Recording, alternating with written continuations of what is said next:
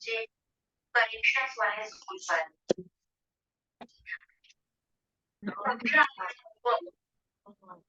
तो बच्चों को नहीं करना। नमस्कार सभी को।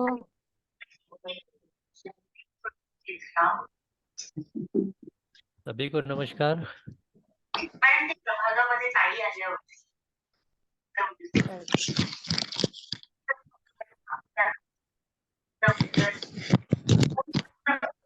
मध्ये असतात ते हे असं सांगतात. जेव्हा कोणी मला सर भौमिक जी, हरे कृष्णा। आज आप भूल गए, मुझे कान में लीड नहीं है।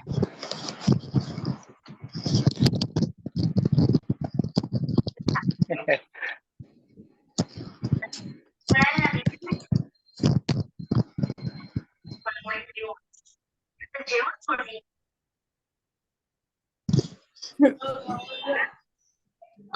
हरे कृष्णा, सबको प्रणाम। हरे कृष्णा। आप भूल गए।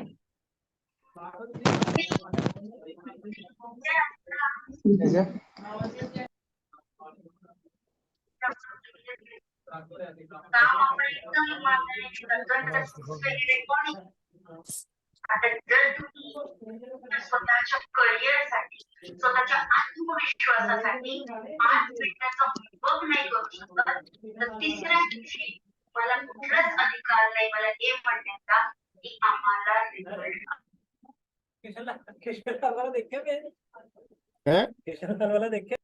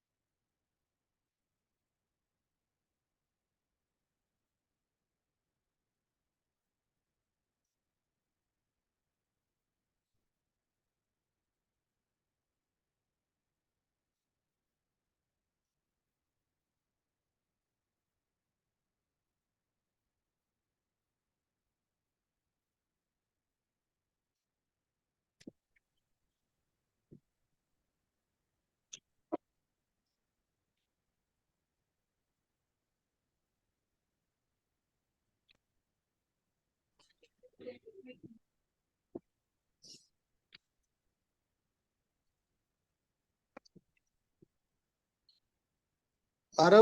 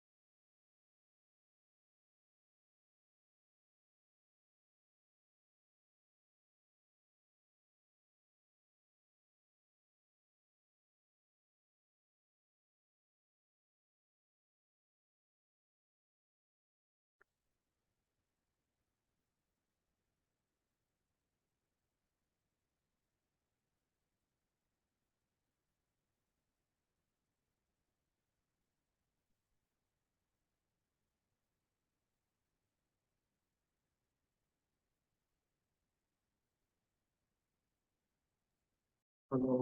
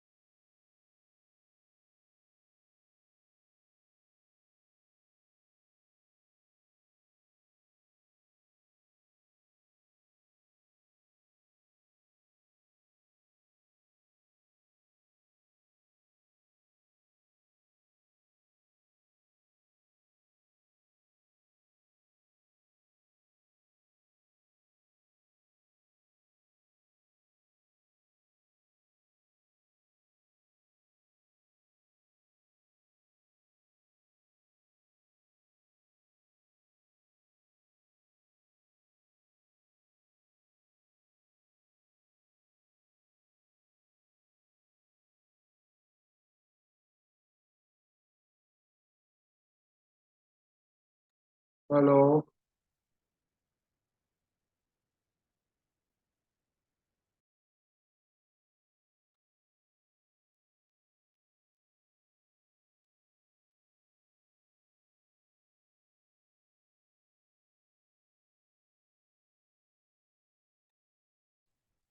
हेलो एवरीवन, आप मेरे को सुन पा रहे हैं? हेलो। हाँ सर, सुन पा रहे हैं। नमस्कार सुन आप रहा लोगों को। हरे कृष्णा। नमस्कार सर। नमस्कार गुरुदेव। Hello sir. नमस्कार सर।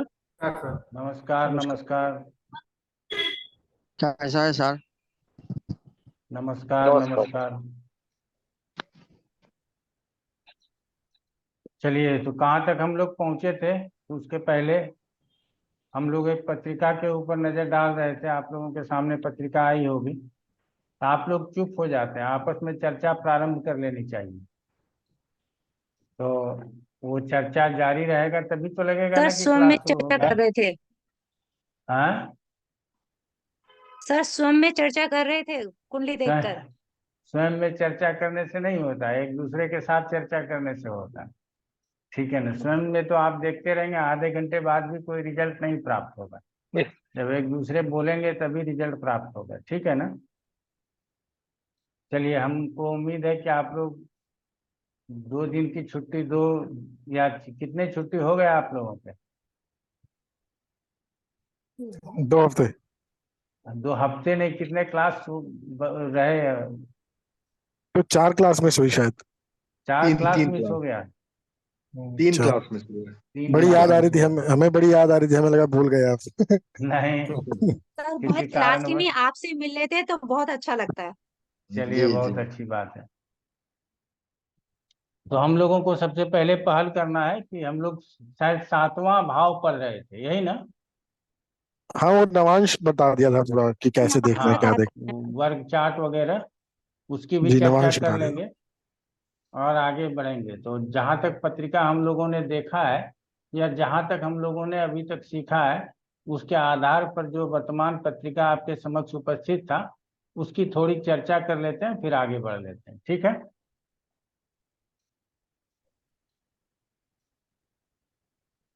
जिनको भी बोलना हो हाथ खड़े कर लेंगे।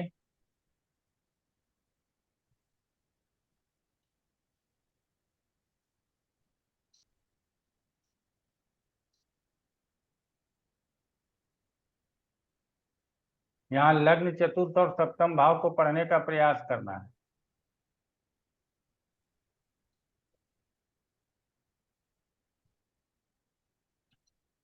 अनीता शर्मा जी।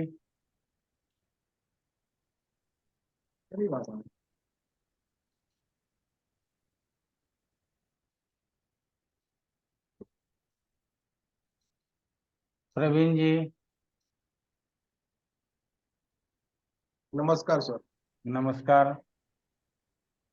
लग्नेश 6 स्थान में गया है, तो जातक बहुत परिश्रमी होगा, पराश्रमी। दूसरा, सुख स्थान का स्वामी भाग्य स्थान में है, तो वो बहुत अच्छी बात है। थर्ड स्थान का स्वामी भी भाग्य स्थान में है, और सप्तम स्थान का स्वामी सप्तम में ही है। तो जातक को बहुत परेशानियों के बाद कुछ न कुछ प्राप्त होगा, और 36 साल की उम्र के बाद उसको मेंटली पीस सब कुछ मिलेगा। ये शादी, 36 साल कहाँ से लेकर आए आप? शनि भाग्य स्थान में है सर। अच्छा। और शादी के बाद भाग्योदय होगा। ये क्यों कहा आपने? सप्तम स्थान का स्वामी सप्तम स्थान में है सर। वाह, गुड। चलिए और बताइए। बस सर। गौरव माधवा जी। जी नमस्ते सर। नमस्ते। सर ये पत्रिका में एक मैं बता देता हूँ, ये वृश्चिक लगन की पत्रिका है। इसमें मंगल इनके वृश्चिक लगन के स्वामी होते हैं, और वो अपने से छठे भाव में चले गए हैं, जो कि अपनी मूल त्रिकोण राशि में बैठे हैं। वहां पे उनकी स्थिति अच्छी है, लेकिन उनका प्रभाव मूल त्रिकोण का ही रहेगा। वो खुद छठे भाव में गए हैं, लगन को देख रहे हैं। तो लगन को उन्होंने बल तो दे दिया, लेकिन गौर करने वाली बात यह है कि आप देखिए, मंगल पे शनि की दृष्टि पड़ रही है नवम भाव से। शनि नवम भाव में गए हैं, नवम भाव की हानि कर रहे हैं क्योंकि वो मैलेफिक है शुद्ध रूप से। नवम कारक जो है पिता के सूर्य, वो अष्टम में चले गए हैं। सूर्य के भाव में शनि बैठे हैं और सूर्य के भाव में ही मंगल अपनी दृष्टि भी दे रहे हैं। इनके पिता के साथ थोड़ा सा मैं मान सकता हूँ कि कुछ हानि बताती है ये पत्रिका। और इनके विषय में ये कहूंगा कि कुल मिला के स्थिति लगन पत्रिका के हिसाब से बहुत अच्छी नहीं है। ऑल्दो मंगल लगन पे दृष्टि दे रहे हैं, लेकिन वो छठे भाव में है, छठे भाव से 12th भाव को देख रहे हैं और शनि की दृष्टि है मंगल के ऊपर। तो इनको कुछ आ, आ, किसी तरह का एक्सीडेंट वगैरह इनके ऊपर हो सकता है, जो कि ज्यादा नहीं होगा लेकिन होगा जरूर। और जो पहले भाव के कारक है सूर्य, वो भी अष्टम में गए हैं, तो ये हानि दिखाता है। पर अगर हम नवांश को देखें जिस तरह से आपने समझाया, तो नवांश में स्थिति कुछ इम्प्रूव हुई है क्योंकि त्रिकोण की राशि लगन में आ गई है और सूर्य भी अच्छी स्थिति में वहां पे आ गए हैं, उच्च राशि के हो गए हैं। और मंगल भी केंद्र में आ गए हैं और बुध सॉरी गुरु की राशि में आ गए हैं, तो पुरुषोत्तम कहे गए हैं। तो नवांश पत्रिका में स्थिति जो है वो अच्छी हो गई है। इसलिए इतनी ज्यादा प्रॉब्लम जितनी D1 चार्ट में दिखती है उतनी D9 चार्ट में नहीं दिखती, वहां पे वो रिकवरी दिखती है। तो मैं ये कहना चाहता हूँ sir. Thank you. Rakesh Mohan ji.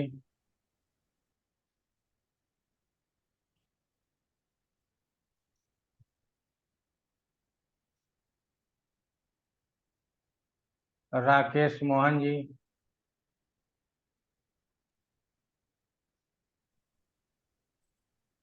बोले।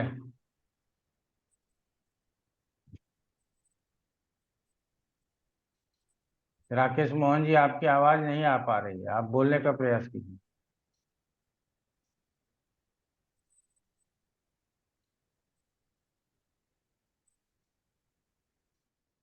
नरेश कुमार जी। सर नमस्ते। नमस्ते नमस्ते। सर एक तो जन्म जो हुआ है वो जो दशा है उसमें गुरु का नक्षत्र है और गुरु में मंगल का अंतर है। लग्नेश और दशानाथ अंतरदशानाथ जो है वो चला गया छठे में, तो इसका मतलब है कि स्ट्रगल तो है सर लाइफ में, क्योंकि 6 भाव में आना लग्नेश का और दशानाथ का भी 6 में आ जाना स्ट्रगल तो दिखाता है। दूसरा, दो प्लैनेट जो पॉजिटिव हैं गुरु और शुक्र, दोनों ही लगन को देख रहे हैं, तो अल्टीमेटली लगन के ऊपर मजबूती आ गई। हालांकि चंद्रमा वीक हो गया राहु केतु एक्सेस में आकर, पंचम की प्लेसमेंट अच्छी है उसकी, लेकिन राहु केतु एक्सेस में आकर थोड़ा सा वीक है। लग्नेश के ऊपर शनि की दृष्टि भी है सर। छठा भाव क्योंकि लगन है, लग्नेश के ऊपर शनि की दृष्टि भी है, तो छठा भाव संभाव पीड़ित हो गया और सूर्य भी अष्टम में जाकर थोड़ा सा वीक हो गया। करियर के लिहाज से, हेल्थ के लिहाज से हम समझ सकते हैं कि थोड़ा सा चार्ट वीक है। अदरवाइज यदि हम इसको कर्म से देखें तो दशम भाव पापकर्त्री में आ गया, एक तरफ राहु आ गया, एक तरफ शनि आ गया। ये पापकर्त्री अच्छा नहीं है, लेकिन चूंकि गुरु की दृष्टि है आय भाव के ऊपर और आय भाव का स्वामी होकर गुरु केंद्र, धन भाव का स्वामी होकर गुरु केंद्र में है, शुक्र के साथ है, तो मनी फ्लो को लेकर मुझे लगता है कि बहुत ज्यादा दिक्कत नहीं होनी चाहिए। अदरवाइज यदि सुख स्थान की बात करेंगे तो सुख स्थान का स्वामी अपने से छठे में आ गया और सप्तम का स्वामी सप्तम में ही है, तो सप्तम का स्वामी सप्तम में होना सप्तम को मजबूत कर गया। हालांकि गुरु जिस भाव में बैठते हैं उस भाव की हानि कर जाते हैं, लेकिन शुक्र चूंकि सौम्य ग्रह है, सप्तम में है, सप्तमेश है, तो निश्चित तौर पर वहां पर चीजें मुझे ठीक नजर आ रही हैं। वो अष्टक वर्ग में भी नजर आ रहा है कि 7th बहुत ज्यादा डिस्टर्ब नहीं हुआ। डिस्टर्ब एक जगह डिस्टर्ब हुई है, 8th और 9th हाउस, जहां पर शनि भाग्यस्थान में आकर आयस्थान को देख रहे हैं। वहां पर हो सकता है कि जब शनि की दशा आए उसके बाद चीजें थोड़ी सी, या शनि अंतर में आए तो भाग्य का फल जो है वो थोड़ी सी उसकी हानि जरूर हो सकती है। अदरवाइज ये चार्ट सर एवरेज है, ठीक है। मीन 6-8 में ग्रह है 3, लेकिन इसके बावजूद गुरु शुक्र का केंद्र में होना ठीक है। चलिए गुड। अंशुल भारद्वाज जी, अंशु भारद्वाज जी। हाँ गुरु जी प्रणाम। प्रणाम प्रणाम। गुरु जी, इसमें सप्तम भाव का मैंने थोड़ा सा एनालिसिस किया है, तो D1 पत्रिका में सप्तम भाव वैसे तो ठीक ठाक लग रहा है क्योंकि 2 शुभ ग्रह हैं, शुक्र गुरु। शुक्र स्वराशि में है, परंतु सप्तम भाव पाप कर्तरी में है, एक तरफ मंगल एक तरफ सूर्य। तो इसको देख के ये लगता है कि शायद ओवरऑल तो मैरिज लाइफ ठीक ठाक लग रही है, लेकिन पाप गवत्री में होने के कारण कुछ समस्याएं आ सकती हैं। इसको अगर D9 में और लेते हैं तो D9 में लग्न की राशि है गुरु की मीन राशि, जो D1 में त्रिकोण की है, तो कोई प्रॉब्लम नहीं है। लग्न लग्न में केतु है, लग्नेश गुरु है, गुरु केंद्र में है, तो वहां भी कोई समस्या नहीं है। अब D1 में जो लग्नेश है मंगल और शुक्र में संबंध है 2-12 का, और शुक्र और जो 3-11 का संबंध है D9 में, तो वो इट्स नॉट दैट बैड। वो 3-11 को तो अच्छा ही कहा जाएगा, पर फाइनली शुक्र से सप्तम D9 में कोई ग्रह नहीं है, तो कोई पाप प्रभाव D9 में दिखाई नहीं दे रहा है। तो मेरे विचार में सप्तम भाव का विस्तार करें तो D9 में बेटर लग रहा है एज कम्पेयर टू D1। तो मैरिज लाइफ में कोई समस्या नहीं दिख रही मेरे को। चलिए ठीक है। राकेश कुमार जी। प्रणाम गुरुजी। प्रणाम प्रणाम। गुरुजी, लग्नेश 6th हाउस में है पर मूल त्रिकोण में है, अपने मूल त्रिकोण में है, तो ये जातक थोड़ा दुबला पतला होगा शारीरिक रूप से, और गुस्सा भी ज्यादा होगा इसको। और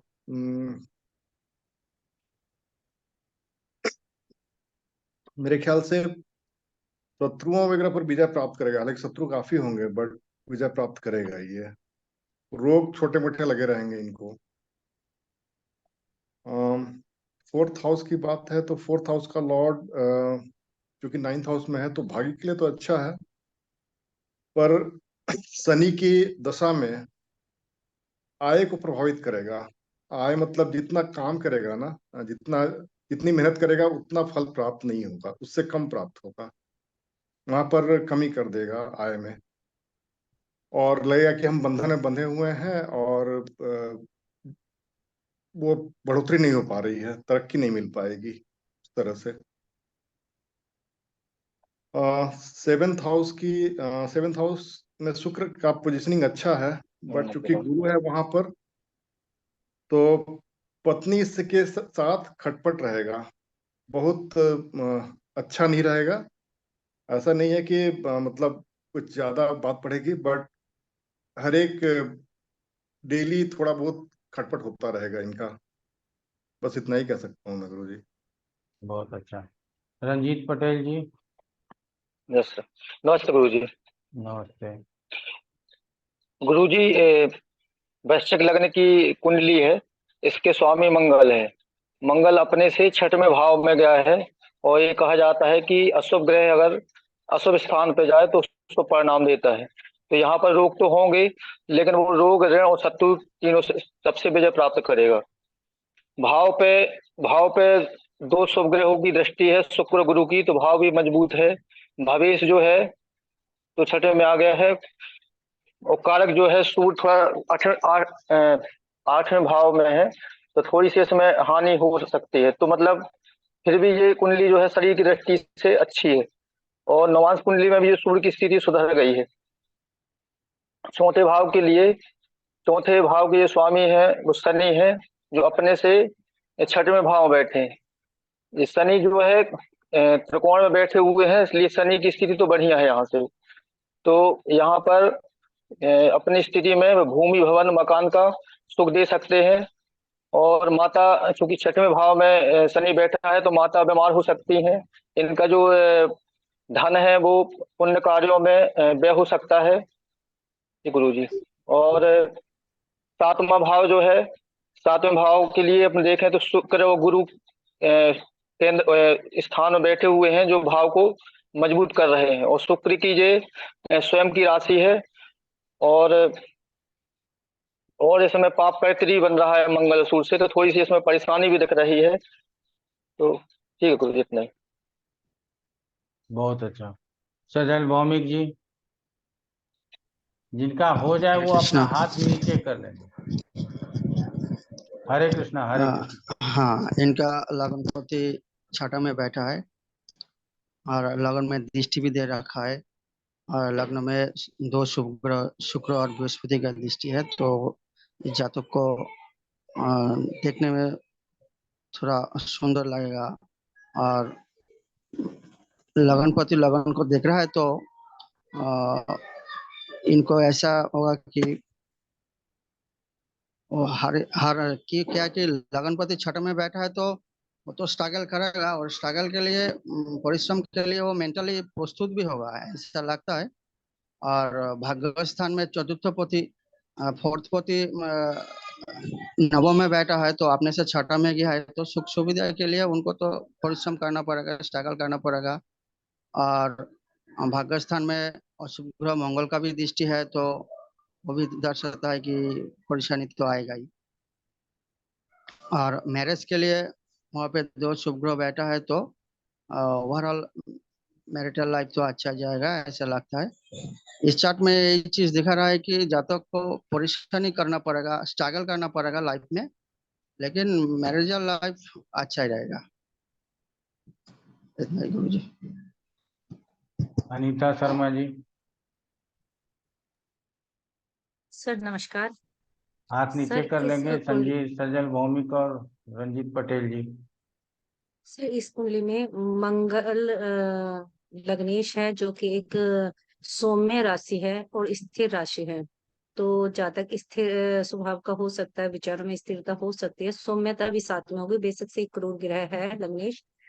अब चंद्रमा को भी देखें तो वो भी क्या कहते हैं, सौम्य राशि में बैठा है, तो इसलिए हम ये कह सकते हैं हाँ, चंद्र लगन से भी और लगन से भी सौम्य राशि बनती है, तो जातक में कुछ ना कुछ सौम्यता जरूर होगी। अगर लगन की स्थिति को देखें तो वो छठे में जरूर गया है, परंतु सौ राशि का गया है, मूल त्रिकोण राशि में गया है, और लगन पर दृष्टि भी डाल रहा है।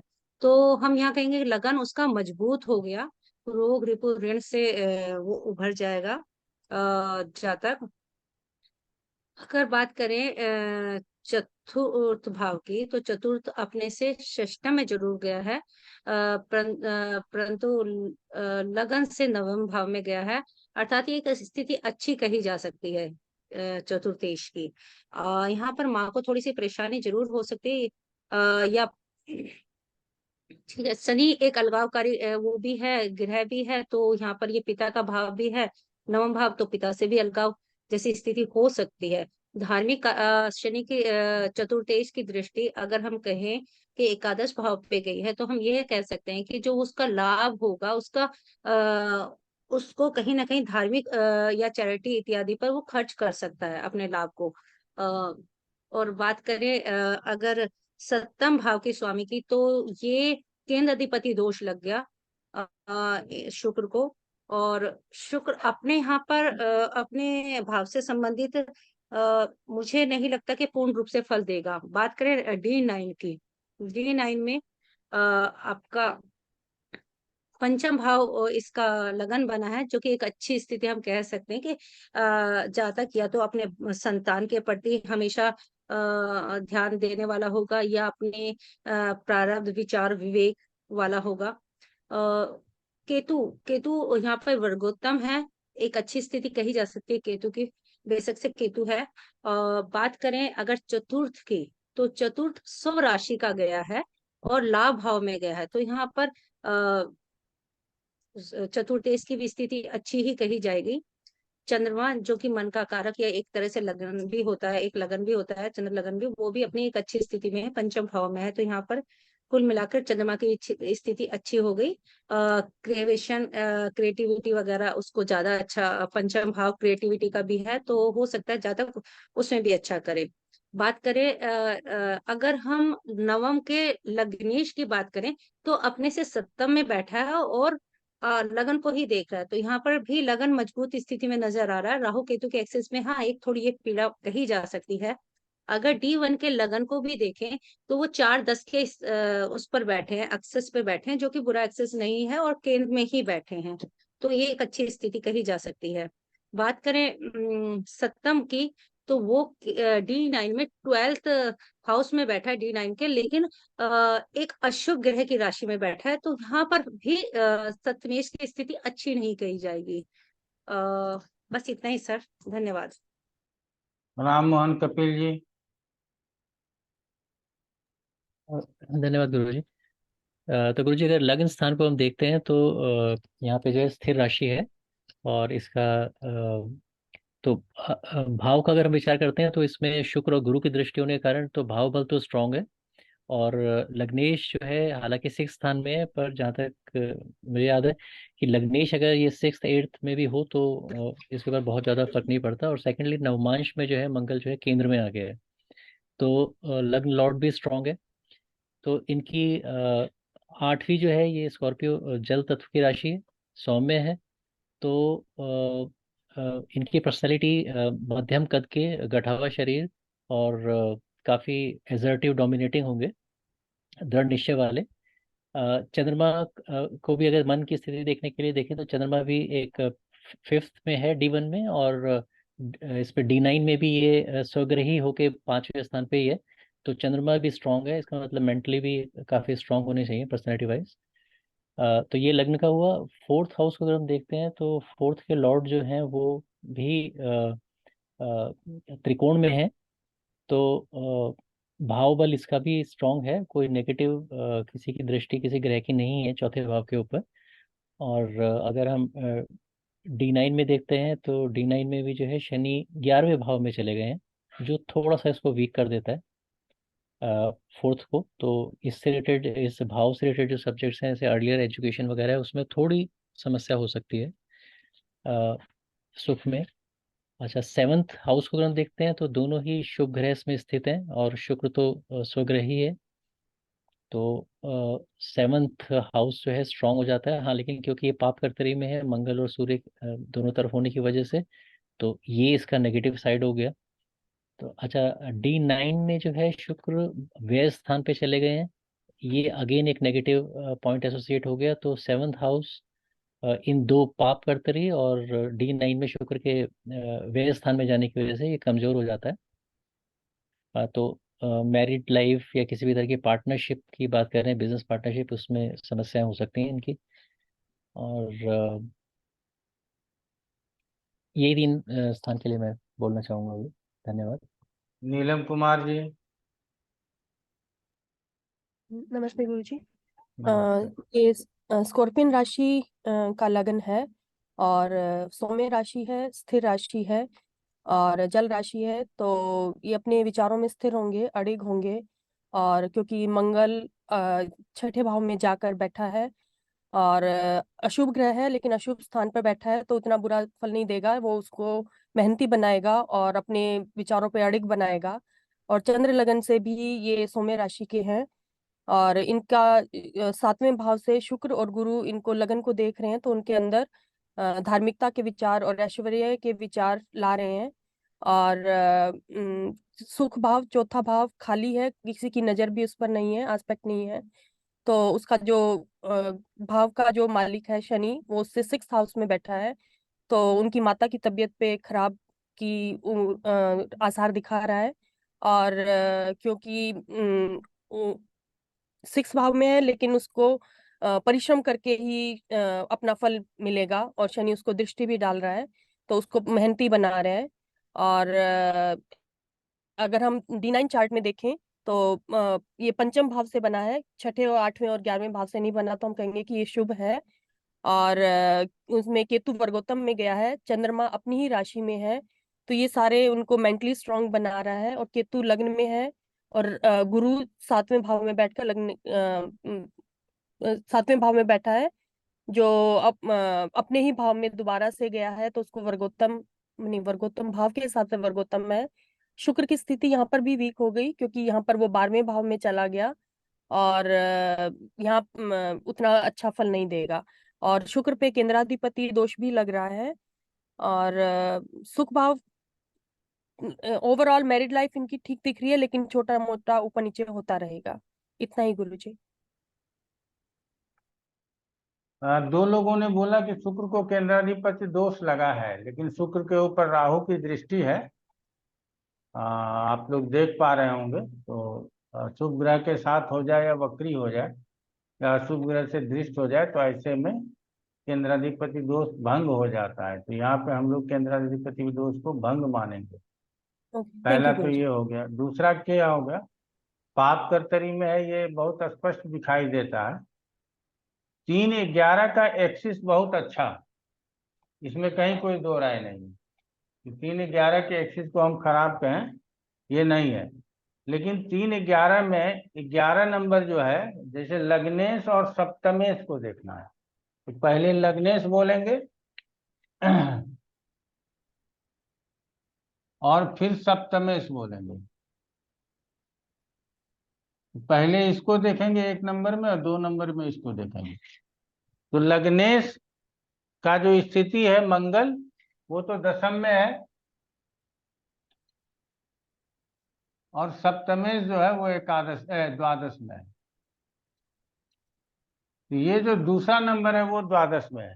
जब कभी भी यहाँ मंगल में शुक्र की दशा आएगी तो इसको पीड़ा होगी। ये अलग बात है, दशांतर दशा में अलग से बताएंगे। अब यहाँ पे ये समझना चाहिए कि अभी आप लोगों को बता देते हैं।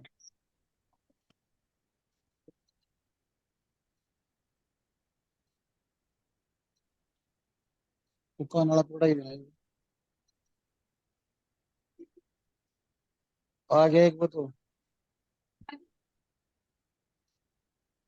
आचार्य मनोज जी, आप अपना म्यूट कर लीजिए। तो ये स्थान, ये स्थान, ये स्थान और ये स्थान, यदि ये 3-11 में है, मान लीजिए ग्रह यहाँ बैठा है ग्रह, सर और बोर्ड यहाँ ग्रह दिखाई नहीं दे बैठा रहा है। है। अच्छा, सर सॉरी, स्क्रीन बड़ी कर दीजिए। यहाँ ग्रह बैठा और यहाँ ग्रह बैठा है। तो ऐसे स्थिति में ये जो 11वां नंबर ये होगा, 11वां नंबर ये होगा, 11वां नंबर ये होगा, 11वां नंबर ये होगा, या दशा अभी नहीं पढ़े हैं, और अंतर दशा। ये अंतर दशानाथ यदि ऐसे स्थानों में 11वां है तो इसको बहुत अच्छा नहीं मानेंगे। क्लियर हो गया? यदि महादशानाथ ये हो और अंतर दशानाथ ये हो तो ये अच्छा मानेंगे, क्योंकि उस समय पे वर्तमान समय में रिजल्ट अंतर दशानाथ का होता है। तो 11वां या तीसरा स्थान यदि 2, 6, 8, 12 में पड़ता हो तो हमको सावधानी से विचार करके आगे बढ़ना चाहिए। चलिए, ये तो यहाँ तक समझ लीजिए। साधारण व्यक्ति है, अपने जीवन में बहुत उतार चढ़ाव देखे हैं, क्योंकि गुरु की दशाओं में जन्म हुआ। बुध शनि की दशा मिल गई, बुध की दशा मिल गई, अब उसके बाद केतु की दशा मिली, अब शुक्र की दशा मिल रही है। तो जब दशा पढ़ाएंगे तो अनुकूल और प्रतिकूल दशा बताएंगे। तो इस जातक को जन्म के समय अनुकूल दशा थी, गुरु में जन्म हुआ तो अनुकूल दशा कहेंगे, लेकिन शनि इसके लिए अनुकूल नहीं, वृश्चिक लगन की पत्रिका है। बुध इसके लिए अनुकूल नहीं, केतु अनुकूल कहेंगे, लेकिन फिर शुक्र अनुकूल नहीं, क्योंकि द्वादश स्थान में मूल त्रिकोण राशि है। तो ऐसे स्थिति में दशा बहुत अनुकूल नहीं मिला तो जीवन में संघर्ष रहा, और संघर्ष रहा तो आप लोग एक लाइन में करियर वाला बात थोड़ा सा कर देते हैं। तो ये करियर लॉर्ड जो है ना, वो सूर्य है, वो अष्टम में है, समझ गए, और करियर स्थान भी पाप कर्तरी में है। इसकी वजह से क्या हो गया कि करियर में भी बहुत उतार चढ़ाव रहे। ठीक है, ये संक्षेप में जो है तो इसकी जानकारी है। चलिए, अच्छा है कि आप लोग भूले नहीं है, कुछ न कुछ बोल ही रहे हैं। आगे उम्मीद करेंगे कि और अच्छा बोलेंगे, और हम उन लोगों को भी आमंत्रित करते हैं जिनके पास सामर्थ्य है लेकिन बोलते नहीं। तो आपसे लोगों को सीखने का अवसर मिलेगा। आप जब बोलेंगे तो और लोग उसका अनुकरण करेंगे, तो लोग भी सीखेंगे। इसीलिए जिनके पास सामर्थ्य है वो जरूर हाथ खड़े करें और बोलने का प्रयास करें। ये नहीं है कि आपका उसमें कोई कुछ ये हो जाएगा कि आप गलत बोल रहे हैं या सही बोल रहे हैं। गलत और सही, गलत बोलते बोलते सही बोला जाता है, इसीलिए पार्टिसिपेशन जरूरी है। चलिए, आगे बढ़ते हैं। अब सातवां भाव। सातवां भाव को हम लोगों ने जिस तरह से चतुर्थ भाव को पढ़ा उसी तरह से सातवें भाव को पढ़ने की जरूरत है। तो उसको हम लोग किस तरह से पढ़ेंगे वो हम लोगों ने समझ लिया है कि सातवें भाव में इस राशि पहले देखेंगे, कौन से राशि है उसके गुण स्वरूप को समझेंगे। शुभ ग्रह है, अशुभ ग्रह है, ये देखेंगे कि किस स्थान का वो स्वामी है जो लगन में है। अब उसके बाद सप्तम भाव के स्वामी की स्थिति, युति और दृष्टि के ऊपर ध्यान देंगे। वो कौन सा ग्रह है, किस भाव का स्वामी है, ये देखना है। सप्तम भाव शुभ कर्तरी में है, अशुभ कर्तरी में है, ये देखना है। सप्तम भाव के स्थिर कारक शुक्र या गुरु, ये पुरुष की पत्रिका थी तो शुक्र को देख रहे थे, उसकी स्थिति, युति और दृष्टि को समझना है। भावात भाव से सप्तम अर्थात लग्न को देखना है। लग्न में स्थित ग्रह और लग्न के ऊपर दृष्टि डालने वाले ग्रह, ये सभी बातों को जिक्र करते हुए आगे लग्नेश और सप्तमेश की स्थिति देखनी है। लग्नेश और सप्तमेश जो वर्तमान समय में पत्रिका आप लोगों के सामने था, वहां लग्नेश और सप्तमेश कैसे देखना है ये आपको बता देते हैं। तो ये लग्नेश मंगल है और सप्तमेश शुक्र है, तो ये 2-12 के स्थिति में, और वो नवांश में क्या हो गया, 3-11 के स्थिति में हो गया। तो यहाँ तो 2-12 में था, ये बहुत अच्छा नहीं कहते, यहाँ 3-11 में है अच्छा, लेकिन जो सप्तमेश है वो 12वें में है और शनि की राशि में, इसीलिए बहुत अच्छा नहीं कहेंगे। तो ये जो लग्नेश और सप्तमेश को दोनों जगह जाकर के चेक करना है। दोनों जगह जाकर के चेक करेंगे तब जो है सो आपके समझ में आएगा। नवांश पत्रिका में लग्नेश की स्थिति, चंद्रमा की स्थिति, सप्तमेश की स्थिति स्वतंत्र रूप से देखेंगे कि लग्नेश कहाँ बैठा, चंद्रमा कहाँ बैठा, सप्तमेश कहाँ बैठा, ये स्वतंत्र रूप से पहले देख लेंगे। फिर नवांश में जन्म पत्रिका का लग्नेश एवं सप्तमेश एक दूसरे से एक साथ में है, 2-12 में है, 3-11 में है, 4-10 में है, 5-9 में है या षडाष्टक में है, इसको समझने की जरूरत। नवांश पत्रिका में कारक ग्रह की स्थिति, कारक ग्रह शुक्र है तो शुक्र की स्थिति देखेंगे। स्त्री जातक के पत्रिका में कारक ग्रह बदल जाएगा, गुरु हो जाएगा, तो गुरु की स्थिति को देखेंगे कि वो किस स्थिति में है। तो यहाँ जो है हमेशा से हम लोगों को इस बातों को ध्यान में रख करके चलना है। अब आ जाते हैं कि शनि का योगदान वर्तमान समय में क्या होता है। जितने भी मैक्सिमम जितने भी ज्योतिष बंधु हैं, सभी कोई कहते हैं कि शनि सप्तम में अच्छा नहीं, लेकिन हमारा कहना है कि शनि सप्तम में बहुत अच्छा। म्यूट कर लीजिए आप लोग।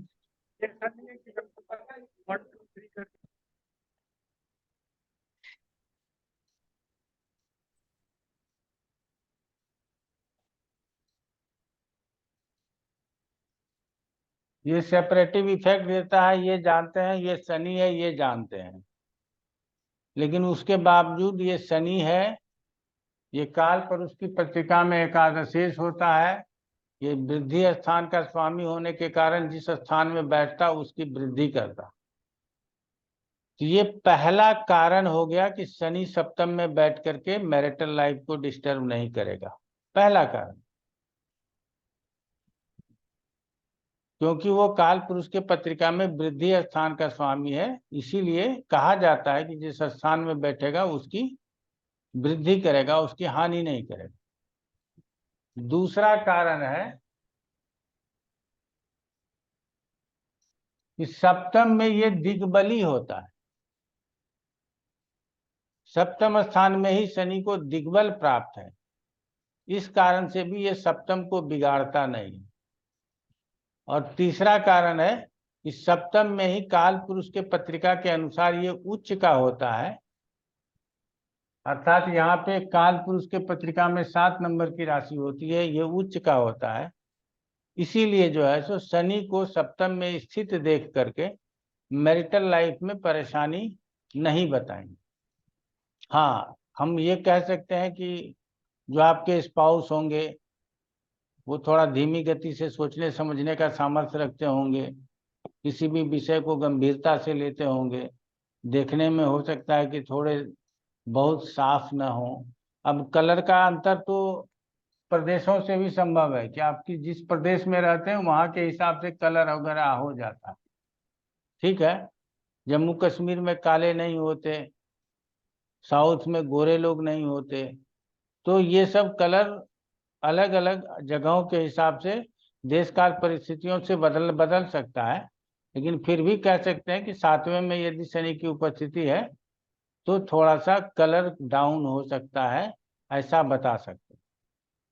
बाकी 7वें में स्थित होकर के शनि कभी भी वैवाहिक जीवन में परेशानी नहीं देता, इस बात को हमेशा से याद रख लीजिए। नहीं तो सप्तम में शनि देखेंगे विवाह में परेशानी होगी, ऐसी बात बोलेंगे। लेकिन यदि शनि की मूल त्रिकोण राशि 6ठे स्थान में हो और शनि सप्तम में हो तो इसका प्रभाव लेकर के आएगा। शनि की मूल त्रिकोण राशि 8वें स्थान में हो, फिर ये सप्तम में हो, अपने राशि का हो, फिर भी उसका प्रभाव लेकर के आएगा। इस प्रभाव को भूलने की जरूरत नहीं। इसका मतलब है कि अब यहाँ थोड़ा परेशान कर सकता है। शनि की मूल त्रिकोण राशि 12वें स्थान में हो, अब शनि यहाँ बैठा है, तो इस स्थिति को हम लोगों को कई प्रकार से देखना चाहिए। पहले नैसर्गिक रूप से जब हमने आपको बताया 3 स्थिति, तो 3 स्थितियों में वो अच्छा नहीं हुआ। अच्छा हुआ वृद्धि के लिए, उच्च का होने के कारण और दिग्बली होने के कारण। लेकिन तात्कालिक रूप से षष्ठेश, अष्टमेश और द्वादशेश हो और यदि मूल त्रिकोण की राशि 6ठे, 8वें, 12वें में हो तो ऐसे स्थिति में वो इस स्थान की हानि कर सकता है। लेकिन यदि मूल त्रिकोण राशि यहाँ हो, यहाँ हो, यहाँ हो, यहाँ हो, यहाँ हो, यहाँ हो, तो ऐसे स्थिति में ये कभी भी हमको परेशान नहीं करेगा, हमेशा बरकत ही दिखाएगा। इस बात को हमेशा से ध्यान में रखना चाहिए। तो इस स्थिति को आप लोग समझिएगा, इस स्थिति को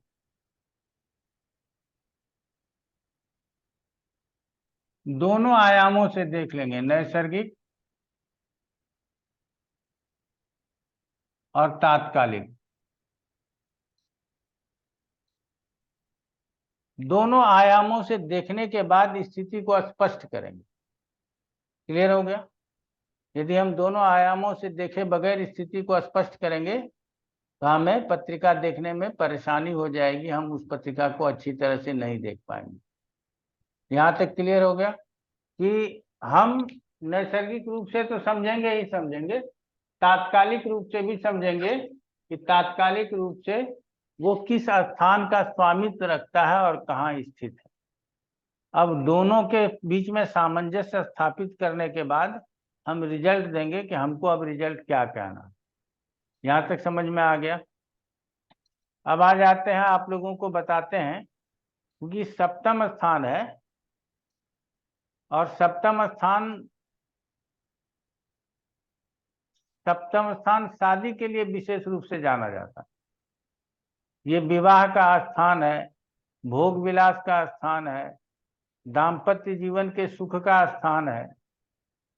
तो इसमें सबसे ज्यादा वर्तमान समय में जो अड़चन आता है, लोग जो बोलते रहते हैं, हमेशा इस विषय की चर्चा होते रहती है, वो है मांगलिक।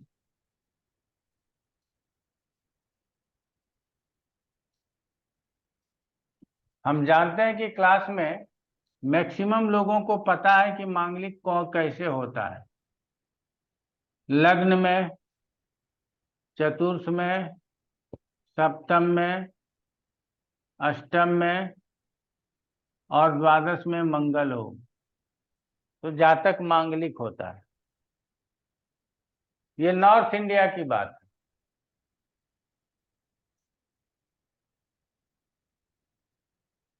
नॉर्थ इंडिया में कहते हैं लग्न में, चतुर्थ में, सप्तम में, अष्टम में और द्वादश में मंगल हो तो मांगलिक दोष लग जाता है।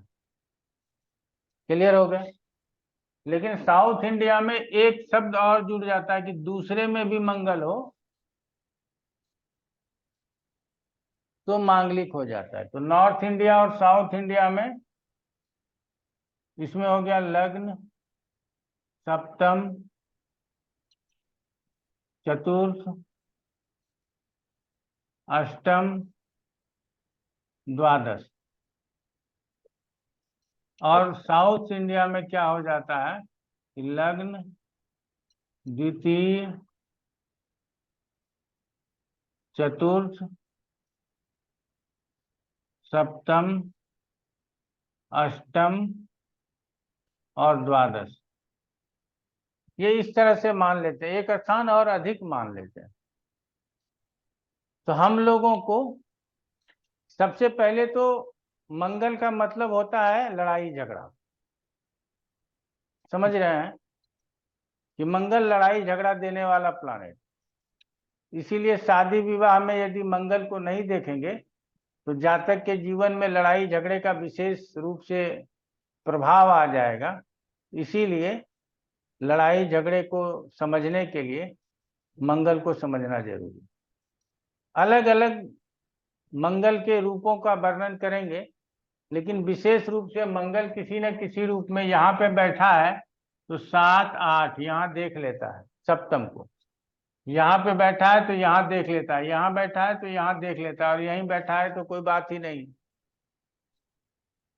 अर्थात इस अष्टम वाले मंगल को छोड़ दिया जाए तो सप्तम स्थान को सभी मंगल किसी न किसी सप्तम स्थान को, ये चारों मंगल, इसको मिटा देते हैं क्योंकि हम लोग नॉर्थ इंडिया की पद्धति से पढ़ते हैं। ये चारों मंगल जो है इस भाव को इफेक्ट डालता है दृष्टि से और स्थिति से। क्लियर हो गया? जिसके कारण ये संभावना बनती है यदि जातक मांगलिक होगा तो आपस में लड़ाई झगड़े करेंगे। तो साधारण रूप से जो है मंगल दोष को लोग इस तरह से मानने का प्रयास करते हैं। बोलचाल की भाषा में वर्तमान समय में क्या बोलते हैं वो हम लोगों को नहीं बोलना है, ये बात को ध्यान में रखते हुए आगे बढ़ना है। बोलते हैं घोर मांगलिक है।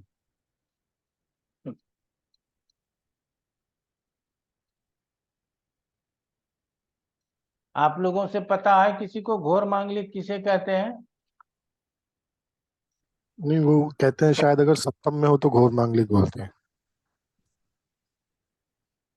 चलिए अग्नि तत्व की राशि में हो, जी, अग्नि तत्व की राशि में हो और घोर मांगलिक, और उच्च का हो तो घोर मांगलिक।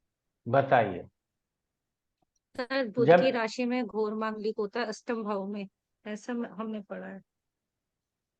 जबकि इसकी चर्चा, मांगलिक दोष की चर्चा मुहूर्त चिंतामणि में की गई है, समझ रहे हैं? आप लोगों को कभी मुहूर्त चिंतामणि का पेज संख्या बता देंगे, आप लोग वहां जाकर के देख लीजिएगा। और मुहूर्त चिंतामणि नहीं हो आपके पास तो हमारे ऑफिस से बुक मंगवा लीजिएगा, PDF वाला बुक आपको मिल जाएगा। क्लियर हो गया? तो घोर मांगलिक, आंशिक मांगलिक ये नहीं होता, मांगलिक मांगलिक होता है। इसको हम अपने शब्दों के चयन के अनुसार, अपने सुविधानुसार घोर मांगलिक बोल देते हैं। जैसे आप लोगों में से किसी ने कहा कि सप्तम में मंगल हो तो घोर मांगलिक, किसी ने कहा अष्टम में मंगल हो तो घोर मांगलिक, किसी ने कहा उच्च का मंगल हो तो घोर मांगलिक। तो ये सब हमारे द्वारा, हमारे जैसे लोगों के द्वारा आप तक भरा गया है, ये गलत है। मंगल दोष का प्रभाव 28 वर्ष तक रहता है। इसको कितने लोग जानते हैं? देखिए बहुत सारे लोग जानते हैं।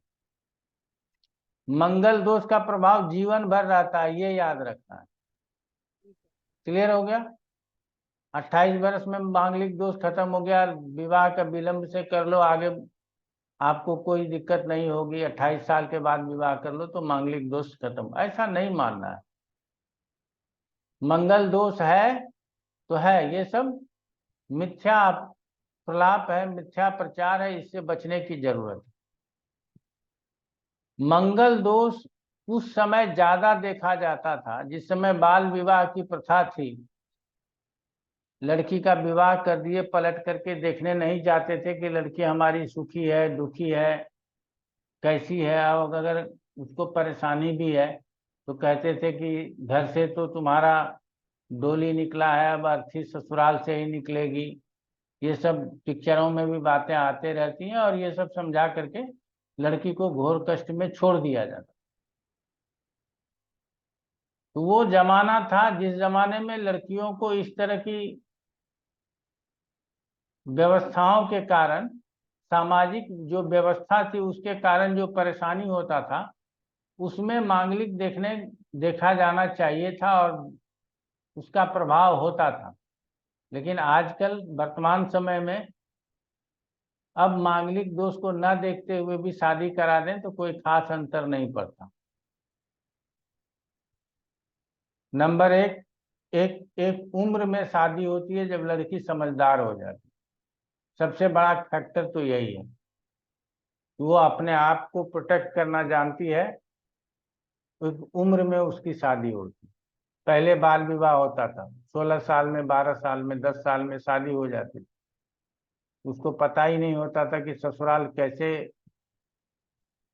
में रहना है, कैसे घर में रहना है। ठीक है। दूसरा होता था कि माता पिता अपने बच्चियों का ध्यान नहीं रखते। तीसरा होता था कि समाज आपके घर के पचड़े में नहीं पड़ना चाहता था। आप यदि अपने बहू को प्रताड़ित करते हैं तो कीजिए, हम आपके लिए कुछ नहीं करेंगे। लेकिन आजकल सोशल जस्टिस बहुत हो गया। बहुत सारे एनजीओज हैं जो महिलाओं के उत्थान के लिए काम करते हैं, महिला आयोग है, बहुत सारे। और दूसरा क्या है कि अब पुलिस प्रोटेक्शन है। आपको कोई परेशानी होती है तो आप पुलिस के पास जाते हो, आपको प्रोटेक्शन प्राप्त हो जाता है। कोर्ट कचहरी में महिलाओं को अलग से जो है सो वरीयता प्राप्त है। उनके ऊपर ज्यादा महिला सशक्तिकरण के कारण विशेष रूप से उनके बातों को सुना जाता है। ये सब मांगलिक दोष के प्रतिकार के रूप में समझा जा सकता है।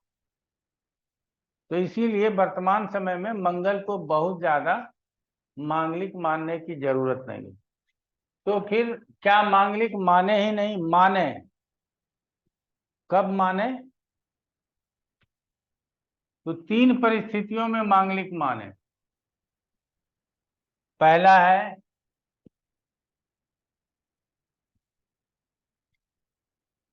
मंगल छठे स्थान में, मंगल की मूल त्रिकोण राशि हो। 8वें स्थान में मंगल की मूल त्रिकोण राशि हो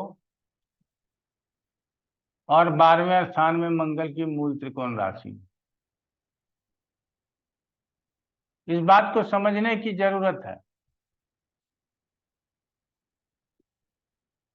तब आप 1 2 3 4 5 6 7 8, यहाँ 8 हो जाएगा, आप जानते हैं।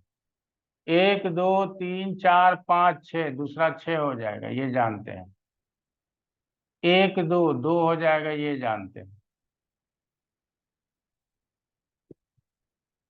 इसका मतलब है कि वृष लगन, कन्या लगन और वृश्चिक लगन में यदि मंगल इन भावों में हो तो मांगलिक मान लेना चाहिए। अब उसमें भी द्वादश में मंगल है मेष राशि का, तो मांगलिक माने, नहीं भी मानिएगा तो चल जाएगा। लेकिन यदि द्वादशेश मंगल लग्न में है,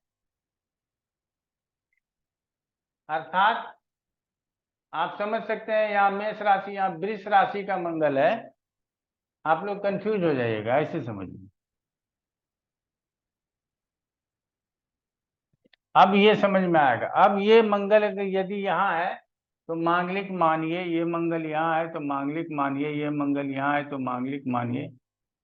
मांगलिक मानना चाहिए, इसका प्रभाव आएगा ही आएगा, इसके परिणाम गलत होंगे। और ऐसे मंगल के साथ यदि राहु हो जाए तो ये अच्छा नहीं है। द्वादशेश मंगल है, उसके साथ राहु हो गया, अब ये और खतरनाक हो जाएगा। आगे कैसे अच्छा होगा ये भी बताएंगे। उसी तरह से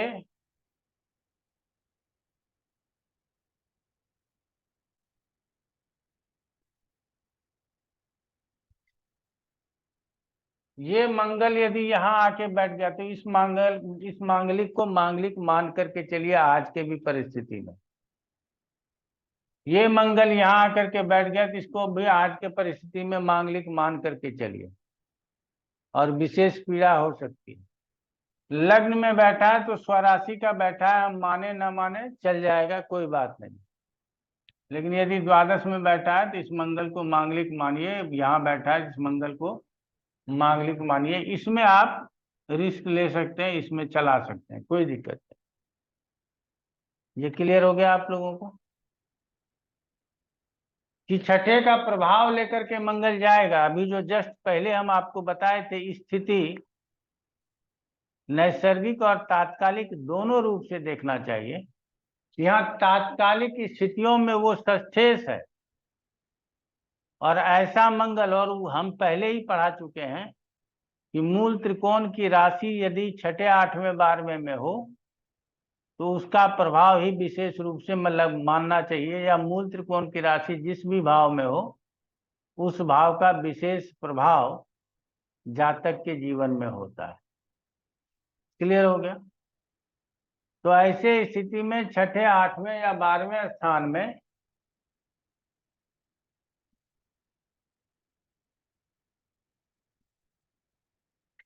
ये मंगल है। तो अब ये मंगल अष्टमेश सप्तम में है, अष्टमेश मंगल चतुर्थ में है, अष्टमेश मंगल लग्न में है, अष्टमेश मंगल द्वादश में है। यहाँ मंगल है तो इसको इनवैलिड मान लेंगे, क्योंकि अपने राशि का है, ज्यादा तर्क वितर्क नहीं करेंगे। लेकिन अन्य जगहों पर है तो इसको मांगलिक मानिएगा, हम इतना ही मानते हैं।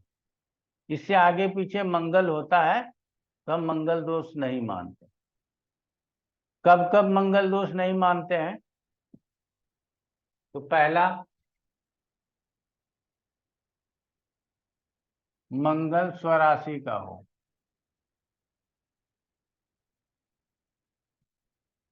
दूसरा, मंगल उच्च राशि का हो।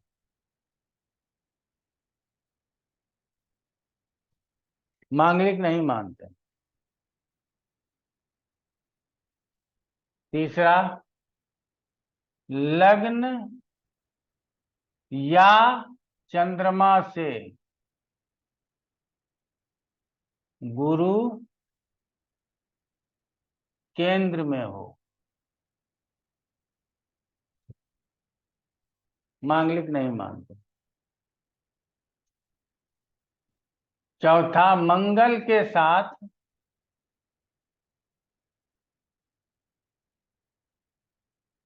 कोई शुभ ग्रह स्थित हो,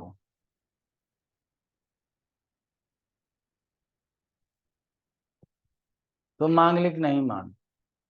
समझ गए? ऐसे स्थिति में मांगलिक मानने की जरूरत ही नहीं।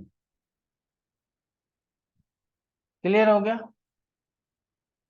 तो ये कई सारी ऐसी बातें हैं जिससे मांगलिक दोष भंग हो जाता है, ये कोई नहीं बताता। लेकिन आप मांगलिक हैं, आप यदि शादी के 25 साल बाद भी यदि किसी पंडित जी को आज के डेट में पकड़ लिए और बोल दिए कि शादी में अच्छा नहीं चल रहा है, तो आपको सबसे पहले बताएगा कि आप मांगलिक। सबसे पहले यही शब्द आएगा कि आप मांगलिक हो, मंगल दोष देख करके शादी नहीं किया था, इसीलिए आपके जीवन में ये परेशानी। हम लोग ये बताना नहीं चाहेंगे। आगे जो परेशानी है, परेशानी के लिए कारण सप्तम सप्तमेश और कारक हो सकता है। नवांश पत्रिका में उसके स्थिति पर विचार करने के बाद पता चल जाएगा। सिर्फ मंगल एक कारण हो सकता है, ये जरूरी नहीं है। तो यहाँ पे आप लोगों ने समझ लिया कि मंगल किस किस वजह से मांगलिक नहीं माना जाता। अब घोर मांगलिक, आप कहेंगे कि क्या सर षष्ठेश मंगल अगर चतुर्थ में है तो घोर मांगलिक मानना चाहिए? अष्टमेश मंगल यदि सप्तम में है तो घोर मांगलिक नहीं मानिए, मांगलिक मानिए, यही काफी है। मांगलिक शब्द ही दोष सहित है, वो दोष रहित नहीं है। अब आ जाते हैं कि अगर आप लग्न से मांगलिक नहीं दिख रहा है तो वर्तमान समय में क्या करते हैं लोग? जब हम ही कहते हैं कि पत्रिका चंद्र लग्न से देखना चाहिए तो चंद्र लग्न से भी देखते हैं। चंद्र लग्न से लग्न, चतुर्थ, सेम, सप्तम, अष्टम, द्वादश, सेम। अगर लग्न से पकड़ में नहीं आया तो चंद्र लग्न से देख करके बता देंगे, और चंद्र लग्न से पकड़ में नहीं आया तो कारक शुक्र से, शुक्र से वो मांगलिक देख करके बता देंगे। ये छोटा छोटा चीज है जो लोग सीख करके और ज्योतिष करते हैं। ऐसे ज्योतिषियों से बचना चाहिए। ज्योतिष हमारा मार्गदर्शन कर सकता है, लेकिन कोई ज्योतिषी नहीं कर सकता यदि उसके पास ज्ञान ना हो। या आप लोग अपने पढ़ने के क्रम में समझ पाते होंगे कि पढ़ने में कितना सामर्थ्य लगता है, लेकिन पैसा कमाने वाले ज्योतिषियों को इतना पढ़ने का फुर्सत कहाँ है। तो अब दूसरे नंबर पे चंद्रमा से देख लेंगे, तीसरे नंबर पे शुक्र से देख लेंगे, और तीनों से यदि मांगलिक हो जाए तब क्या कहेंगे कि घोर मांगलिक हो गया। समझ गए? तो घोर मांगलिक हम फिर भी नहीं कहते। क्लियर हो गया? तो ये स्थितियों को समझते हुए आप लोग मंगल दोष को समझिएगा। कई लोग बोलते हैं कि जिस स्थान में मंगल हो लड़के के, उसी स्थान में लड़की के यदि शनि हो जाए या कोई अशुभ ग्रह हो जाए तो मांगलिक दोष खत्म हो जाता है। ऐसा भी नहीं होता है। अगर मांगलिक दोष बन गया है तो बन गया है, वो खत्म होने के लिए नहीं बना है। लेकिन हम किस मंगल को ज्यादा गंभीरता से लेंगे ये समझने की जरूरत। तो हम उम्मीद करेंगे कि आप लोग अपने अपने प्रैक्टिस के अंतर्गत मंगल दोष को ज्यादा विशेष तवज्जो देने की जरूरत नहीं है। ये देख लेना है कि छठे, आठवें, 12वें में यदि मूल त्रिकोण है तो ऐसे मंगल दोष के लिए मंगल दोष वाली लड़की ही यदि आ जाए तो वो चलेगी।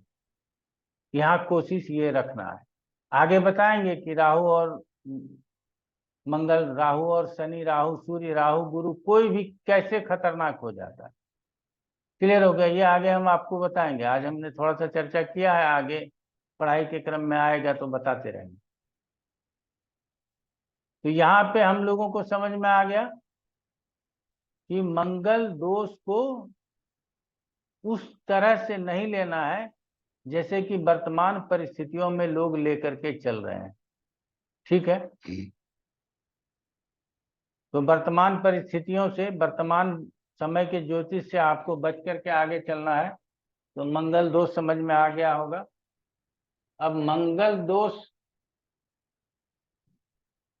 से संबंधित यदि मन में कोई प्रश्न रह गया हो तो उसको कर लिया जाए, फिर आगे हम बढ़ें तो ज्यादा अच्छा रहेगा।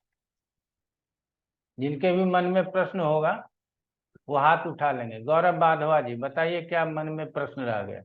जी, ये एक बहुत पहले किसी से सुना था कि ये भंग भी हो जाता है अगर नवांश में वर्गोत्तम वगैरह हो जाए, तो क्या भंग होने के चांसेस होता है या एक बार है तो फिर लाइफ टाइम है? ना, हमने भंग होने का तरीका बताया ना। मंगल से, चंद्रमा से लग्न से गुरु केंद्र में हो, मंगल स्वराशि का हो, उच्च राशि का हो, तो मंगल दोष बोलते ही नहीं है। भंग मतलब उसका इफेक्ट पूरा खत्म माने उनको? बिल्कुल। ठीक है। प्रवीण उमरेना जी। सर जड़ तत्व की राशि में हो तब भी मंगल दोष खत्म हो जाता है ना? जल किसके? तत्व की राशि, जल तत्व की राशि में ना, ऐसा नहीं होता है। 4, 8, 12 में ना, ऐसा नहीं बोलेंगे। रंजीत पटेल जी। सर ये सिर्फ मंगल दोष को सर लग्न भर से देखेंगे कि चंद्रमा से भी देखेंगे?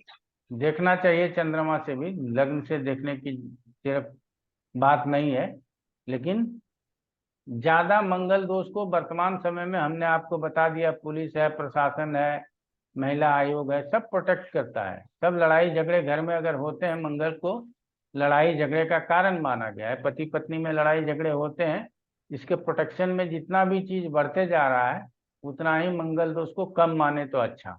ठीक है, थैंक यू। नीलम कुमार जी। गुरु जी, आपने बोला कि अगर साथ में शुभ ग्रह बैठा हो तो उसका अगर वो छठे, आठवें, 12वें घर में है तो प्रभाव कम हो जाएगा।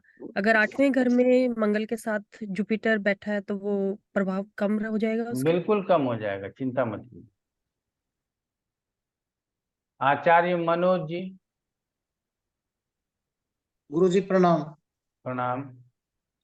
गुरु जी, लगन कुंडली में ना हो, चंद्र कुंडली में ना हो तो हम क्या मानेंगे? आप चंद्र कुंडली से भी मांगलिक मान सकते हैं, लेकिन हम इतना गहराई में नहीं जाते। ठीक है, ठीक।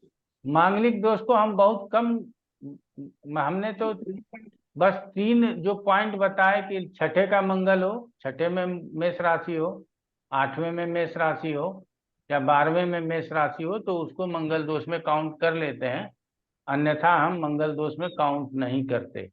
अब उसको साधारण योग है, लड़ाई झगड़े आपस में होंगे, चलेगा। और ये समझ लीजिए कि कितने भावों में मंगल होने से मंगल दोष हो रहा है? लग्न, चतुर्थ, सप्तम, अष्टम और द्वादश, 5 भावों में। तो 12 में से 5 भावों में तो 5:7, अर्थात इतने लोग तो मांगलिक होंगे ही होंगे। तो अगर मंगल दोष है तो मांगलिक कन्याओं की भी कमी नहीं है। ठीक है ना? बाकी हम जिस तरह से बताएं उस तरह से समझने का प्रयास कीजिएगा। अंजू जी। प्रणाम गुरु जी। प्रणाम। हाँ गुरु जी, जो आपने अभी मंगल की जो 4 कंडीशंस बताई हैं कि उन कंडीशंस में हम उनको नॉन मांगलिक मानेंगे, तो जब जैसे हम कुंडली मिलान करेंगे तो उस समय अगर ये चारों कंडीशंस फुलफिल हो रही होंगी तो उसके हिसाब से ही मैच बनाएंगे कि नॉन मांगलिक ही ढूंढेंगे फिर अपोजिट ना, साइड? उसके हिसाब से मैच बना लीजिए, कोई दिक्कत नहीं। अच्छा, जो अगर चारों कंडीशंस में एक भी अगर फुलफिल हो जाती है तो वो नॉन मांगलिक है कहलाएगा? बिल्कुल नॉन मांगलिक कहलाएगा। ठीक है गुरु जी, थैंक यू। अगले क्लास में याद दिलाइएगा, और हमारे हाथ लग गया, हमको ध्यान में रहा तो हम आप लोगों के लिए बता देंगे कहाँ पढ़ना है, तो जा करके थोड़ा अध्ययन कर लीजिएगा तो और अच्छा रहेगा। नीरज जी। गुरु जी नमस्कार। गुरु जी, वृष लगन की अगर राशि है और 7वें घर में मंगल बैठा है तो एक तरह से वो मंगल अपने खुद की राशि में बैठा है? जी हाँ, खुद की राशि में बैठा है तो मंगल दोष नहीं मानेंगे। नहीं मानेंगे, राइट। बट जैसे आपने अभी बना के दिखाया था पीछे चार्ट पे कि हम्म। अगर वृष लगन की थी और आपने बताया था कि 7वें घर में है, तो आपने उस टाइम पे बताया था कि वो होगा। नहीं नहीं, हमने बताया कि यहाँ पे उसका कम मानेंगे, ओके यहाँ ओके पे ओके, नहीं मानेंगे। क्यों? ठीक। वृष लगन होगा तो 1 नंबर की राशि द्वादश में होगा ना। हाँ जी, हाँ जी, अन्य भावों में मानेंगे, लेकिन सप्तम में यदि बैठा है तो हम उसको ना भी माने तो भी चलेगा। ठीक है पंडित जी, थैंक यू। बाकी आप लोग अपने सामंजस्य से देखेंगे। राकेश कुमार जी। गुरु जी, अगर मंगल क्या मारक भी है, होता है क्या? अगर मान लीजिए कि एक लड़का मंगला है, इन सब जगहों में अगर मेष राशि है, 1, 6, 8 और 12 में मेष राशि है और मंगल उन्हीं स्थानों में है, 12, 12, 1, 4, 8, 7 में, तो क्या ये मारक भी हो सकता है लड़का या लड़की के बिल्कुल लिए? मारक हो सकता है। उसका कुछ उपाय अगर बता दें कि क्या करना चाहिए शादी करने से पहले, तो वो बेटर रहेगा। चलिए कोई बात नहीं, आगे देखते हैं। जी जी। गुरु जी, जब बताओ तो शादी के बाद का भी बताना एक बार उपाय। वो शादी के बाद का बताना ज्यादा जरूरी है, पहले बताने से क्या फायदा। जब जब घटना घटने लगे जी ना तभी, जब बीमारी हो जाए तब ना इलाज। पहले जी इलाज करके थोड़ी कोई गुड़ गुड़ डाल के कोई गन्ना रोपा है क्या? तो ठीक है, जी गन्ना में मिठास खुद ब खुद आ जाता है, गुड़ डाल करके कोई गन्ना नहीं डालता। राकेश मोहन शर्मा जी, आज आप अपना चेक करवा लीजिए, आपका माइक काम नहीं कर रहा है, आवाज नहीं आ रही। रंजीत पटेल जी। सर इसमें एक चौथी कंडीशन जो है, मंगल के साथ कोई शुभ ग्रह स्थित हो, तो उसमें स्थिति भर देखेंगे, दृष्टि भी देख सकते हैं। स्थिति भरी देखिए ना, दृष्टि देखने के लिए कहाँ बता। ठीक है। स्थिति में भी कंडीशंस लागू हो जाएंगे, वो धीरे धीरे आप पढ़िएगा तो अपने आप सीख लीजिएगा। क्लियर हो गया? स्थिति में भी कंडीशंस लागू हो जाएंगे, आगे हम आपको सिखाएंगे कैसे कंडीशंस लागू हो जाएंगे। तो अब यहाँ तक हम लोगों ने देखा कि मंगल दोष के लिए जो उपाय बताए जाते हैं, जिन्होंने भी उपाय पूछा। निखिल पांडे जी, आपका कोई प्रश्न रह गया है? जी गुरु जी, वो जैसे कि आपने बोला था कि स्वराशि के यदि मंगल हो लग्न में, चतुर्थ में या सप्तम में या द्वादश में, तो मंगल दोष नहीं होगा। जी हाँ, जी यही कंफर्म करना था। अनीता शर्मा जी। सर आपने बोला कि लगन से केंद्र में या चंद्रमा से केंद्र में गुरु को तो मंगल दोष समाप्त हो जाता है, क्या मंगल से केंद्र में गुरु हो तब भी दोष समाप्त होता है या मंगल नहीं? से नहीं बोला, लग्न या चंद्रमा से बोला है। जी चलिए आगे बढ़ लेते हैं। तो घट विवाह, वृक्ष विवाह, ये सब जो बताया जाता है, ये रियल में वैधव्य योग के लिए बोला जाता है। मंगल दूसरे श्रेणी का मारक ग्रह होता है, ये सब याद हो जाएगा आपको। पहले श्रेणी का मारक ग्रह शनि होता है और दूसरे श्रेणी का मारक ग्रह मंगल होता है।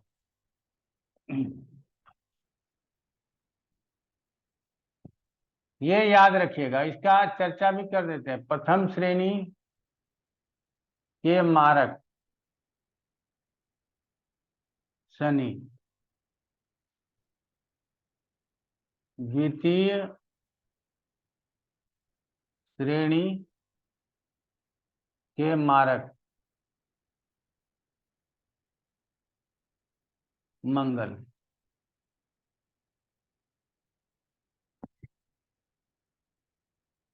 अब ये जो प्रथम श्रेणी का है, ये जो प्रथम श्रेणी है, क्योंकि शनि ही आयुष कारक होता है, आयु के लिए कारक वही है, तो आयु की हानि भी उसी से देखा जाए। आयु की वृद्धि, आयु अगर हमको देखना है, इसका दो चीज है, वृद्धि और हानि, और दोनों किससे देखेंगे? शनि से देखेंगे। समझ गए? तो ये हम लोगों को समझना है, प्रथम श्रेणी का मारक है, या तो नॉर्मल हमारा उम्र ही कम है, दूसरा हमको कोई रोग व्याधि लग जाता है, तो ऐसे स्थिति में ये प्रथम श्रेणी का मारक हो जाता है। मंगल दूसरे श्रेणी का क्यों? क्योंकि ये कालपुरुष के पत्रिका में लग्नेश और अष्टमेश हो जाता है। ये अचानक दुर्घटनावश आपके मृत्यु को लाता है, अचानक दुर्घटनावश लाने वाले, मृत्यु को देने वाला ग्रह मंगल होता है, इसीलिए ये द्वितीय श्रेणी का मारक होता है। यहां तक समझ में आ गया? चलिए आगे बढ़ लेते हैं। आगे मांगलिक दोष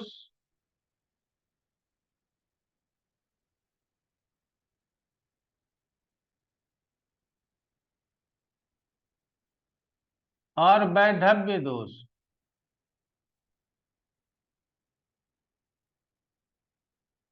ये दोनों यदि हो जाए तो उपाय में घट विवाह,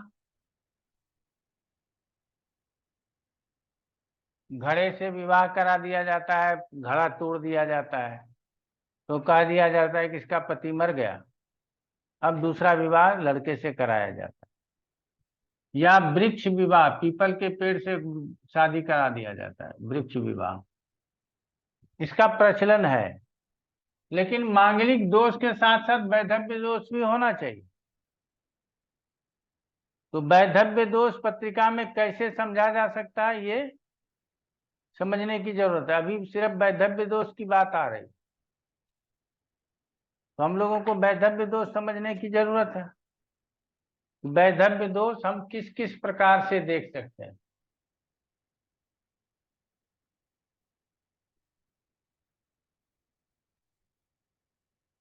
तो सबसे पहले एक पत्रिका ही बना देते हैं, पहले समझ लीजिए कि कैसे देखेंगे।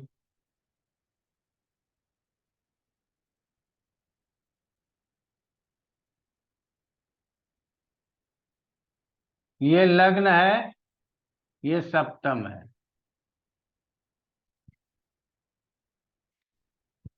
तो 1 2 3 4 5 6 7 8, यहां से आयु की बात हुई। ये किसकी आयु हो गई? आपकी आयु होगी, जिस जातक की पत्रिका देख रहे हैं उसकी आयु होगी।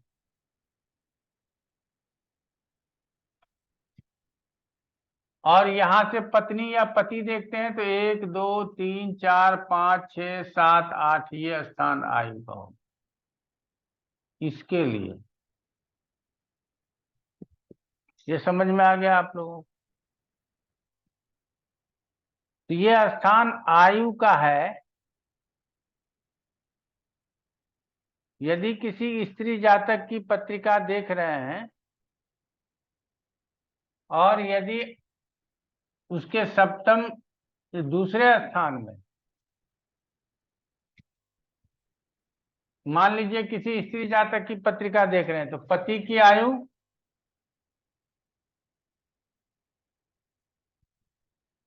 दूसरे से, और अगर पुरुष जातक की पत्रिका देख रहे हैं तो पत्नी की आयु भी दूसरे से। इसका मतलब है कि यदि दूसरे स्थान में अशुभ ग्रहों का जमावड़ा हो,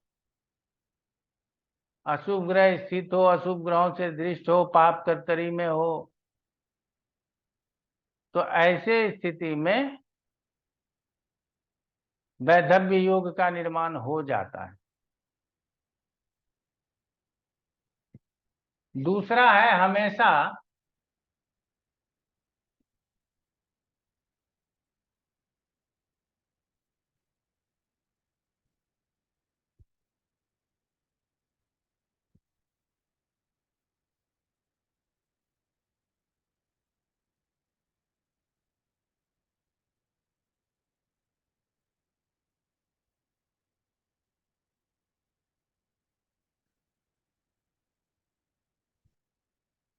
ये है दूसरा स्थान, सेकेंड हाउस, ये है 6th हाउस, ये है 8th हाउस, और ये है 12th हाउस।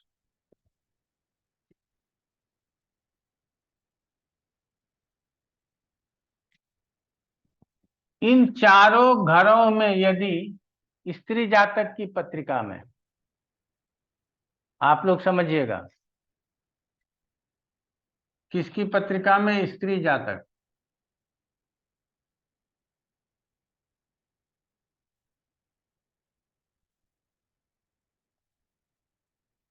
यदि इन चारों घरों में अशुभ ग्रह हो तो वैधव्य योग का निर्माण हो जाता है। वैसे पुरुष जातक की भी पत्रिका के लिए बहुत अच्छा नहीं हुआ, लेकिन स्त्री जातक के पत्रिका में 2nd, 6th, 8th और 12th, ये चारों भाव मारक हो गए। आगे मारक भाव और मारक का अध्याय पढ़ेंगे, इन चारों का महत्व समझेंगे, लेकिन यहाँ इतना ही समझना है। तो ऐसे स्थिति में वैधव्य योग का निर्माण हो जाता है। यहाँ तक समझ में आ गया आप लोगों को? अब आ जाते हैं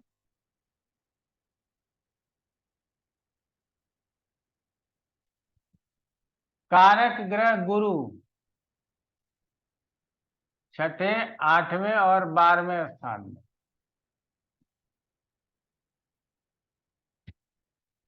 यदि अशुभ ग्रह हो तो भी वैधव्य योग का निर्माण हो जाए।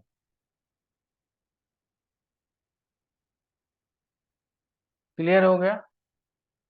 ये स्त्री जातक के लिए बता रहे हैं, वैधव्य मतलब तो स्त्री जातक के लिए ही होगा। ऐसे सर यहाँ स्थिति पे में गुरु होगा, सॉरी सर, यहाँ पे गुरु होगा ये कह रहे हैं आप? मेरे को समझ में नहीं आया। गुरु गुरु कहीं गुरु हो जाए, गुरु यहाँ नहीं है, यहाँ है। अब यहाँ से छठा स्थान कौन सा हो गया? ये वाला हो गया। 8वां स्थान कौन सा हो गया? ये वाला हो गया। 12वां स्थान कौन सा हो गया? ये वाला हो गया। तो गुरु कहीं भी बैठा हो, उससे छठे, 8वें, 12वें भाव में यदि अशुभ ग्रह हो तो भी उसको वैवाहिक जीवन का सुख प्राप्त नहीं होगा। जिस प्रकार के प्लैनेट्स होंगे उस प्रकार का प्रभाव होगा। क्लियर हो गया? अब जिस प्रकार के प्लैनेट होंगे उस प्रकार का प्रभाव होगा। तो प्लैनेट दो प्रकार के हो गए।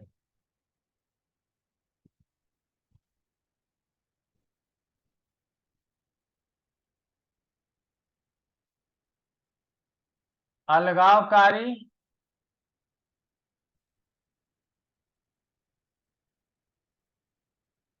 और मरणात्मक।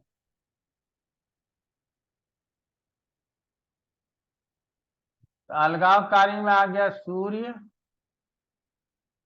राहु और शनि, और मरणात्मक में आ गया मंगल और केतु।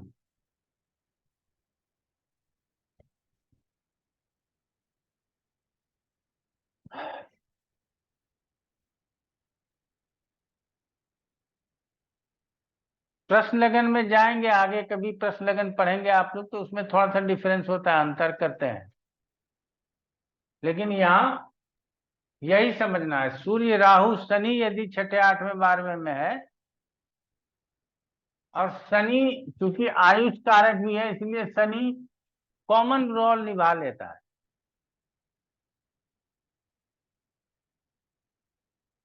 तो जातक का आगे हम लोग पढ़ेंगे कि डिवोर्स होगा या नहीं होगा, वैधव्य योग होगा या डिवोर्स होगा। तो जब अलगावकारी प्रभाव होगा तो डिवोर्स होगा, और जब मरणात्मक ग्रहों का प्रभाव होगा तो मृत्यु होगी, वैधव्य योग होगा। इन बातों को समझने की जरूरत है। इसका मतलब है कि दूसरे स्थान में मंगल और केतु बैठ जाए, स्त्री जातक के दूसरे स्थान में मंगल केतु बैठ जाए, इसका मतलब है कि वैधव्य होने की संभावना बढ़ जाती, क्योंकि दोनों मरणात्मक प्रभाव देने वाला ग्रह सप्तम स्थान से अष्टम स्थान अर्थात दूसरे स्थान में स्थित हो। तो 7वें का 8वां हो गया, इसका मतलब है पत्नी का या पति का आयु भाव हो गया।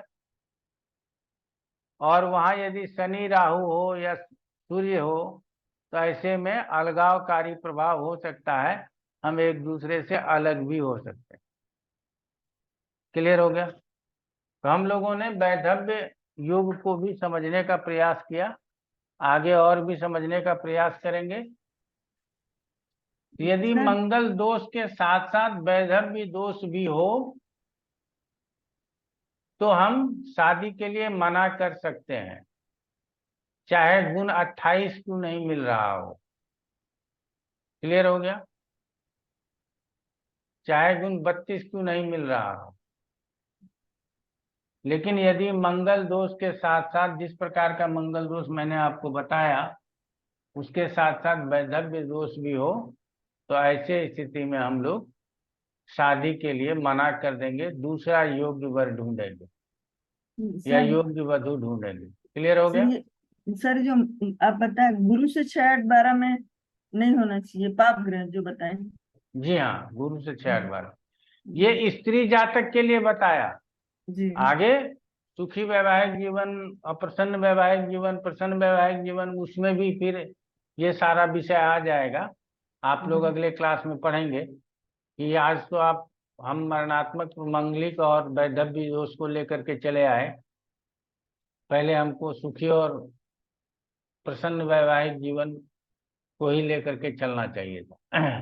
लेकिन चलिए, पढ़ाने के क्रम में जो आया वो आप लोगों को पढ़ा दी।